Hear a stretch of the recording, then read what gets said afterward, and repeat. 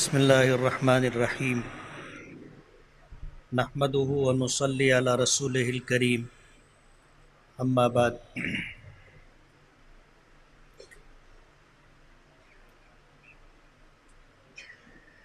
اعوذ باللہ من الشیطان الرجیم بسم اللہ الرحمن الرحیم سابقوا الی مغفرۃ من ربکم وجنۃ عرضها السماوات والارض صدق اللہ العظیم۔ صدر محترم حضرت مولانا مفتی سراج احمد ملی صاحب دامت برکاتہم، جامع مسجد کے نائب امام مولانا نعیم الظفر نعمانی ملی دامت برکاتہم، حافظ یاسین صاحب ملی، اسٹیج پر تشریف فرما علماء کرام، حفاظ کرام، جج صاحبان اور عزیز بچوں، اصل گفتگو تو حضرت مولانا عبدالرحیم فلاحی صاحب کرنے والے تھے، مجھے تو حافظ جمیل صاحب نے تبرک کے طور پر بلایا تھا اور یہ کہا تھا کہ آپ تشریف لے آئیں گے تو مجلس کی رونق بڑھ جائے گی، اور کچھ دیر پہلے جب ان کا فون آیا تھا تو میں نے ان سے پوچھا تھا کہ پروگرام کی نوعیت کیا ہے، میرا نمبر کس وقت آئے گا، تو وہ کہنے لگے کہ آپ جلدی تشریف لے آئیں گے تو بچوں کی حوصلہ افزائی ہوگی۔ تو میں جلدی آ گیا اور آنے کے بعد الحمدللہ پروگرام میں شریک رہا۔ 1980 کی بات ہے تقریباً، حضرت مولانا غلام محمد وستانوی دامت برکاتہم نے گجرات چھوڑ کر کے مہاراشٹر کو اپنی خدمت کا میدان بنایا تھا، اور مہاراشٹر کے بارڈر پر اکل کنواں نامی ایک چھوٹی سی بستی کو حضرت نے چنا تھا اور وہاں ایک ادارے کی بنیاد ڈالی اور کام کا آغاز کیا۔ اللہ جزائے خیر دے، قرآن کریم کی خدمت کے عنوان سے انہوں نے ہندوستان ہی نہیں، ہندوستان سے باہر بھی بہت سارے لوگوں کو ایک راستہ دیا، خدمت کرنے کا، کام کرنے کا ایک میدان عطا کیا، اور ہمارے بچوں میں جذبہ پیدا ہو اور قرآن کریم پڑھنے میں مہارت حاصل کریں، مضبوطی کے ساتھ قرآن کریم کی حفظ کی دولت انہیں نصیب ہو جائے، اس کے لیے انہوں نے مسابقے کا ایک سلسلہ شروع کیا۔ میں آپ کو یہ بتاتا چلوں کہ جب انہوں نے مسابقے کا سلسلہ شروع کیا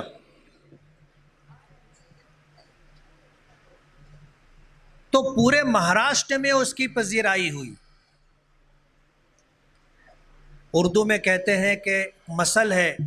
کہ خربوزے کو دیکھ کر خربوزہ رنگ پکڑتا ہے۔ ابھی موقع نہیں ہے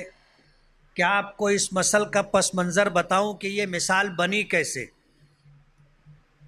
لیکن یہ ایک چلتا ہوا جملہ ہے کہ خربوزے کو دیکھ کر خربوزہ رنگ پکڑتا ہے۔ آدمی اپنے مقام پر رہتے ہوئے، کوئی بچہ تعلیمی میدان میں اپنے مقام پر رہتے ہوئے جب وہ کوئی مقام حاصل کرتا ہے، نمبرات اچھے حاصل کرتا ہے، تو ظاہر بات ہے وہ ایک چھوٹی سی دنیا ہوتی ہے، اور وہاں رہ کر کے اگر وہ کوئی اچھے نمبر حاصل کر لے، بلند مقام حاصل کر لے، تو اسے یہ احساس ہونے لگتا ہے کہ میں سب سے نمایاں ہوں اور میں اپنے ساتھیوں میں سب سے زیادہ اچھا پڑھنے والا ہوں۔ لیکن جب وہ اپنے ادارے سے نکل کر کے دوسرے کسی مقام پر پہنچتا ہے جہاں اور بھی بچے جمع ہو تو اسے اپنے قد کا اندازہ ہوتا ہے، اسے اپنے قد کا اندازہ ہوتا ہے جب وہ دوسرے بچوں کو پڑھتا ہوا سنتا ہے اور یہ محسوس کرتا ہے کہ یہ تو مجھ سے اچھا پڑھ رہا ہے، تو اس میں ایک جو جذبہ پیدا ہوتا ہے کہ میں سب سے اچھا یا سب سے نمایاں، جسے ہم عجب سے تعبیر کر سکتے ہیں، اس کا خاتمہ ہو جاتا ہے، اور وہ پھر اپنے اوپر غور کرنے لگتا ہے کہ مجھ سے اچھا پڑھنے والے جو بچے تھے ان میں کیا خوبی تھی، وہ کس طرح پڑھ رہے تھے، تو اسی طرح پڑھنے کی پھر وہ کوشش کرتا ہے۔ تو مسابقہ جب ہوتا ہے تو مسابقے میں اس بات کا احساس ہوتا ہے کہ قرآن کریم کو کس کس انداز میں پڑھا جاتا ہے۔ یہ اللہ کی عطا و بخشش ہے، بعض لوگوں کو اللہ تعالیٰ آواز اچھی عطا کرتا ہے، بعض لوگوں کو اللہ تعالیٰ انداز اچھا عطا کرتا ہے، اور بعض لوگوں کو اللہ تعالیٰ ادائیگی اور اسی کے ساتھ موقع محل کی مناسبت سے کسی مقابلے یا مسابقے میں شرکت کے موقع پر کیا کرنا چاہیے کہ لوگوں پر جو ہے اس کی یہ خوبی واضح ہو، یہ ساری چیزیں اس وقت آدمی کو ملتی ہے جب ایک بڑے مجمع میں جہاں سبھی اچھا پڑھنے والے جمع ہوں تو اسے ان چیزوں کا احساس ہوتا ہے۔ اب ظاہر بات ہے ہم لوگ، اللہ نے آپ لوگوں کی دعاؤں سے اپنے فضل سے دارالعلوم دیوبند تک پہنچایا۔ دارالعلوم دیوبند ایک ایسا ادارہ ہے جو الہامی ادارہ ہے، جس کے متعلق آتا ہے کہ اس کے بانی یا ان کے اولین محتمم کو خواب میں نبی کریم صلی اللہ علیہ وسلم کی زیارت ہوئی تھی،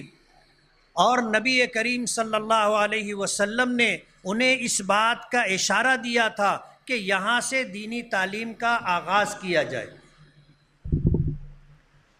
اور ایک چھڑی ہاتھ میں تھی جس سے انہوں نے، یعنی نبی کریم صلی اللہ علیہ وسلم نے لکیر کھینچ کر کے ایک چوکٹا بنایا تھا بڑا سا کہ یہاں ایک ادارہ، ایک مدرسہ قائم کیا جائے، اور یہاں سے قرآن کریم کی، حدیث پاک کی اور دین کی تعلیم کا نظم کیا جائے۔ آنکھ کھلنے کے بعد جب صبح ہوئی تو جا کر کے دیکھا تو وہاں پر نشان پڑا ہوا تھا۔ یہ الہامی ادارہ ہے، ہم اپنے اپنے مدرسوں میں پڑھتے ہیں اور اپنے اپنے مدرسوں میں نمایاں مقام، پہلا نمبر، دوسرا نمبر، تیسرا نمبر حاصل کرتے ہیں، اور ایک احساس ہوتا ہے کہ ہم تو پہلا نمبر پانے والے یا دوسرا نمبر پانے والے یا تیسرا نمبر پانے والے،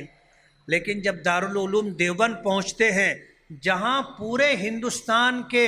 ایسے بچے جو چنندہ، ممتاز، جینیس، ذہین، اچھا لکھنے والے، اچھا بولنے والے، جب یہ وہاں پر جمع ہوتے ہیں اور ہم جیسے لوگ وہاں پہنچتے ہیں تو جا کر کے احساس ہوتا ہے کہ دنیا تو بہت بڑی ہے، ہم جہاں سے آئے وہ تو بہت چھوٹی دنیا تھی۔ آپ اندازہ کریں دارالعلوم دیوبند میں ہر سال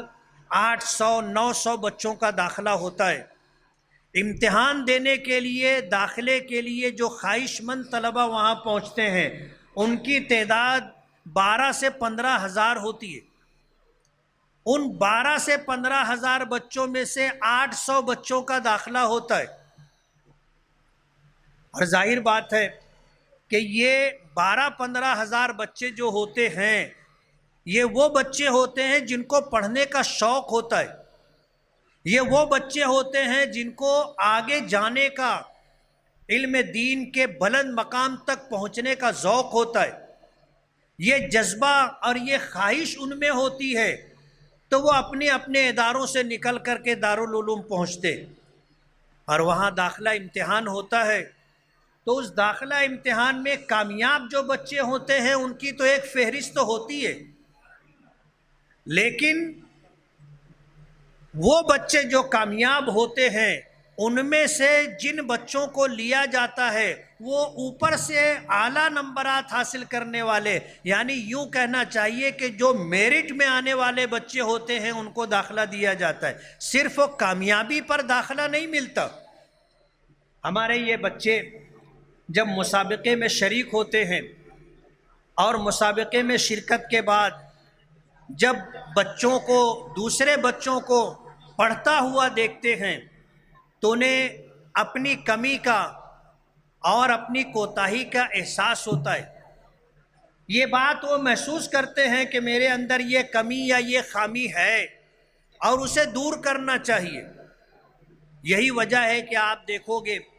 کہ جن بچوں کو کسی مسابقے میں انعام نہیں ملا، نمبرات اعلیٰ نہیں مل سکے، لیکن انہوں نے شرکت کی تھی، تو اگلے پروگرام کے اندر اللہ تعالیٰ انہیں عزت اور مقام عطا کر دیتا ہے۔ یعنی پچھلے مسابقے میں اگر ان کو نمبرات نہیں ملے، پچھلے مسابقے میں وہ اول دوم سوم نمبر پر نہیں آ سکے، تو بعد کے جو مسابقے ہوتے ہیں ان میں وہ بچے جو ہے کامیابی سے ہمکنار ہوتے، مگر یہ وہی بچے ہوتے ہیں جو اس بات کا احساس کر لیتے ہیں کہ ہم میں کیا کمی، کیا کوتاہی تھی۔ جب وہ محنت کر کے اس کمی اور کوتاہی کو دور کر لیتے ہیں تو پھر ہوتا یہ ہے کہ آنے والے اگلے مسابقات کے اندر اللہ تعالیٰ انہیں مقام عطا کر دیتا ہے، وہ جیت جاتے۔ ایک بہت اچھا فیصلہ جو اس مسابقے میں کیا گیا کہ یہ ناظر قرآن پاک کا مسابقہ ہے۔ فرع اول جو ہے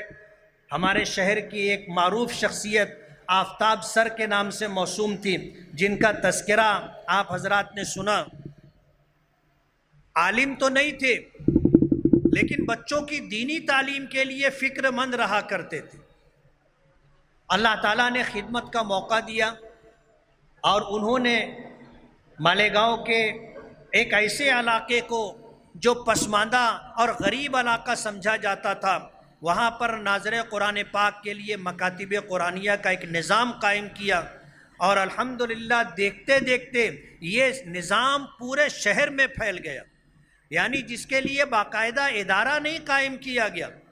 بلکہ کسی کے گھر میں اگر کوئی کمرہ خالی رہا یا کسی کا مکان تھا اور اوپر ٹیرس کے اوپر اگر جگہ رہی تو مغرب بعد وہاں پر جو ہے تعلیم کا مکتب کا سلسلہ شروع کیا گیا، اور یہ سلسلہ الحمدللہ پورے شہر میں رہا اور بہت کامیابی سے ہمکنار رہا۔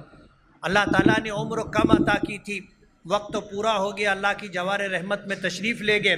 مگر جو سلسلہ انہوں نے اس شہر کو عطا کیا ہے آج بھی وہ باقی ہے، اور دعا ہے کہ اللہ تعالیٰ اسے قیامت تک باقی رکھے۔ یہ مرحوم آفتاب سر کے لیے صدقہ جاریہ ہے۔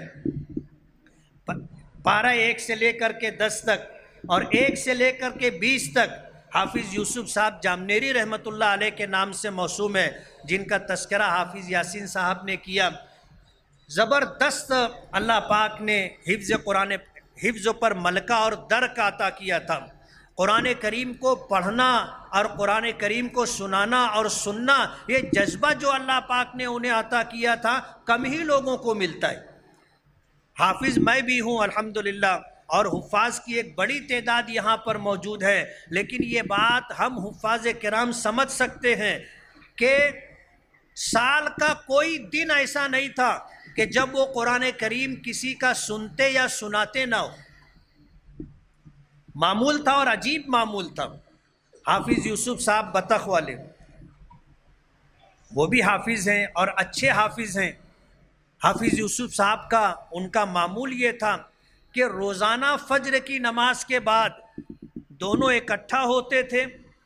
اور قرآن کریم کا ایک پارہ سناتے تھے، پھر وہی پارہ سنتے تھے اور اپنے اپنے مقام پر واپس چلے جاتے تھے۔ حافظ یوسف صاحب بطخ والے مجھے بتانے لگے کہ ہم لوگوں کا معمول یہ ہے کہ ہم لوگ جب پہنچتے ہیں، ملتے ہیں تو سلام کرتے ہیں اور خیریت پوچھنے کے بعد پارہ سنا دیتے ہیں، پارہ سن لیتے ہیں اور پھر اپنے اپنے مقام پر واپس ہو جاتے ہیں۔ بس اتنا ہی، بیٹھ کر کے کوئی بات چیت نہیں ہوتی، صرف وہ قرآن کریم کی نسبت سے جمع ہوتے ہیں اور سنتے ہیں اور سناتے ہیں اور چلے جاتے ہیں۔ یہ بات مجھے نہیں لگتا کہ شاید مالیگاؤں میں کسی کو اس بات کا جو ہے موقع ملا ہو کہ وہ سال کے 365 دن کا اپنا یہ معمول بنا کر کے رکھے ہوں۔ رمضان المبارک میں تو دور ہو جاتا ہے، لیکن غیر رمضان میں دور نہیں ہوتا الا ماشاء اللہ۔ لیکن حافظ یوسف صاحب رحمۃ اللہ علیہ کا یہ معمول تھا۔ اور تیسری فرا پہلے پارے سے لے کر کے 30ویں پارے تک مکمل فرا مولانا سعید ابن مولانا غلام محمد وستانوی رحمۃ اللہ علیہ کے نام سے موسوم تھی۔ پورے قرآن پاک ناظرے کا یہ مسابقہ، مولانا کی جو خوبیاں تھی ابھی آپ نے سنی۔ اللہ تعالیٰ نے عمر کم عطا کی تھی، لیکن کثر نفسی، سادگی، اللہ والوں سے تعلق اور محبت، یہ جو اللہ پاک نے صفت عطا کی تھی کم ہی لوگوں کو ملتی ہے۔ ورنہ آدمی ایسے موقع پر کہتا ہے پدرم سلطان کہ میرا باپ تو بادشاہ ہے، میرا باپ تو بادشاہ ہے۔ اور ظاہر بات ہے کہ جب یہ احساس کسی میں آ جائے تو طور طریقہ بدل جاتا ہے۔ لیکن بارہا میری ملاقات ان سے ہوتی رہی، عقل کنویں میں ملاقات ہوئی، اور پھر امبڑ جب میرا جانا ہوا، جامعہ ابو بکر صدیق میں کئی مرتبہ جانا ہوا، وہاں ملاقات ہوئی، دارالعلوم دیوبند کے سفر میں ملاقات ہوئی، تو جو سادگی، عاجزی اور کثر نفسی میں نے ان میں دیکھی وہ بھی اللہ کی عطا و بخشش تھی۔ اللہ نے اپنی جوار رحمت میں بلایا، اور یہ تیسری فرا انہی کے نام سے موسوم ہے۔ اور خوبی کی بات یہ ہے، میں حافظ جمیل صاحب، ان کے تمام رفقا اور مدرسہ ریاض الجنہ اور اس کی شاخوں کے تمام اساتذہ کرام کو اور اس مسابقے کے تمام منتظمین کو دل کی گہرائیوں سے مبارکباد دوں گا کہ طلبہ کو تو انعامات ملتے ہیں، اور ہم نے دیکھا کہ طلبہ کو کامیابی پر عمرے کے سفر کے موقع اور سعادت بھی دی جاتی ہے، لیکن ان بچوں پر محنت جو شخص کرتا ہے، جو اس کا استاذ ہوتا ہے، اس کو یکسر نظر انداز کر دیا جاتا۔ کہیں کہیں بھولے سے ایک رومال، ایک ٹوپی، ایک مسواک، ایک عطر کی شیشی دے دی جاتی ہے بس۔ لیکن یہ بات یہاں میں سمجھتا ہوں جیسا حافظ یاسین صاحب نے کہی کہ شاید یہ پہلا موقع ہوگا کہ کسی مسابقے میں شرکت کرنے والے، اول نمبر حاصل کرنے والے طالب علم کے استاذ کو عمرے کی سعادت کا موقع عطا کیا گیا ہو، انعام دیا گیا ہو۔ یہ پہلا موقع ہوگا، اور ہونا بھی چاہیے۔ ہمت افزائی، حوصلہ افزائی ضروری ہے۔ نبی کریم صلی اللہ علیہ وسلم کی یہ سنت رہی ہے۔ اس لیے میں سب سے پہلے انہیں مبارکباد دوں گا جنہیں اللہ تعالیٰ عمرے کی سعادت عطا کرے گا۔ اب وہ کون ہے یہ تو آنے والا وقت بتائے گا، لیکن یہ بھی سعادت کی بات ہے۔ اور قرآن کریم کی نسبت سے اور خدمت کے عنوان سے اللہ تعالیٰ اگر یہ موقع دے تو یہ اللہ کی عطا و بخشش ہے۔ میں حافظ جمیل صاحب، ان کے تمام رفقا، منتظمین اور ان کے تمام معاونین کا بہت بہت شکر گزار ہوں، اور یہ امید کرتا ہوں کہ یہ سلسلہ دراز رہے گا،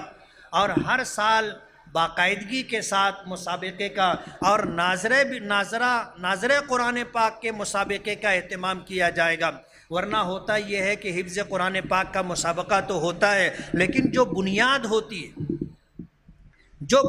ہوتی ہے ناظرہ،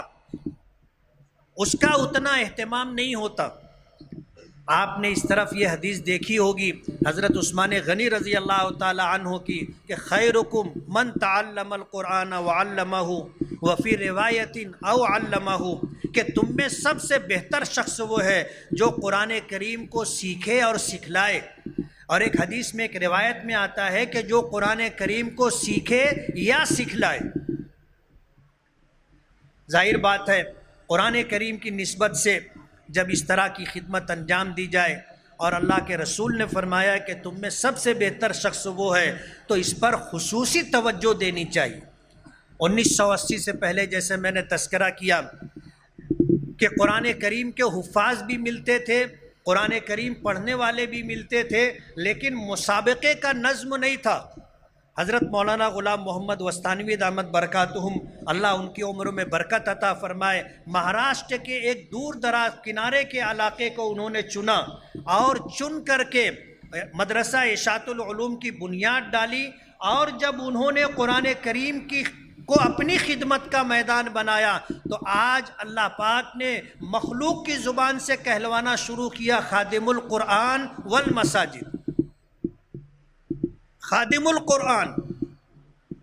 انہوں نے مہاراشٹر ہی نہیں پورے ہندوستان میں جب مسابقے کا جال بچھایا تو لوگوں کو قرآن کریم تجوید سے پڑھنے کا، تجوید سے قرآن کریم پڑھنے کا موقع دیا، ورنہ قرآن کریم لوگ پڑھتے تھے اور کیسا پڑھتے تھے پرانے حفاظ کو آپ سنو گے تو اندازہ ہوگا، لیکن مولانا غلام محمد وستانوی صاحب کی ان کوششوں سے ہمارے چھوٹے چھوٹے بچے قرآن کریم کو تجوید سے پڑھنا چاہیے، یہ علم آیا۔ یعنی جب نورانی قاعدے سے وہ اپنی تعلیم کا آغاز کرتا ہے تو تجوید کے ساتھ قرآن کریم پڑھنا سیکھتا ہے، اور یہ بچے جب مسجد میں آتے ہیں اور پرانے حافظ صاحب نماز پڑھا رہے ہوتے ہیں تو یہ بچے گھر جا کے کہتے ہیں امام صاحب غلط پڑھتے ہیں۔ پہلے تجوید عام نہیں تھی، لیکن اب الحمدللہ تجوید اتنی عام ہو چکی ہے کہ ناظرہ قرآن پاک اور حفظ قرآن پاک کا نمبر تو بعد میں آتا ہے، نورانی قاعدے سے ہی بچہ تجوید کے ساتھ قرآن پڑھنا سیکھ جاتا ہے، اور تجوید کے بغیر قرآن کریم کا پڑھنا یا تو لحن جلی ہوگا یا لحن خفی ہوگا۔ ظاہر بات ہے جب علم ہی نہیں ہے تو ہمیں اپنی غلطی کا احساس بھی نہیں ہوتا کہ میں پڑھ رہا ہوں تو مجھ سے کیا کیا غلطیاں ہو رہی۔ تجوید کا علم ضروری ہے، اور تجوید کی حیثیت قرآن کریم کی تلاوت میں ایسی ہے جیسے کھانے میں نمک، کھانے میں نمک۔ اب ظاہر بات ہے اگر کھانے میں نمک نہ ہو تو کھانا کیسا لگتا ہے آپ کو پتہ ہے، یا جو شوگر کے مریض ہوتے ہیں ان کو جب بغیر شکر کی چائے دی جاتی ہے تو ان کو پتہ چلتا ہے کہ شکر کیا ہوتا ہے۔ تو بغیر شکر کے نہ چائے میں مزہ ہے، اور بغیر نمک کے نہ کھانے میں مزہ ہے، اور بغیر تجوید کے قرآن کریم کی تلاوت میں بھی مزہ نہیں۔ اس لیے ناظرہ قرآن پاک بالتجوید ہو اور اس کے لیے ان جیسے مسابقات کا انعقاد کیا جائے تو ہمارے بچوں کے اندر ذوق اور شوق پیدا ہوگا، اور شروع سے ہی قرآن کریم اچھے سے اچھے انداز میں تجوید کے ساتھ قرآن پاک پڑھنے کی کوشش کی جائے گی۔ اللہ تعالی ہماری ان کوششوں کو بار آور فرمائے، اور ان جیسے مسابقات سے جو مقصد ہے اللہ ان مقاصد میں ہمیں کامیابی عطا فرمائے۔ وآخر دعوانا ان الحمدللہ رب العالمین۔ ہے ہند میں انوکھا مرکز تحفظ دین، یہ دین کا ترجمہ ہے مرکز تحفظ دین۔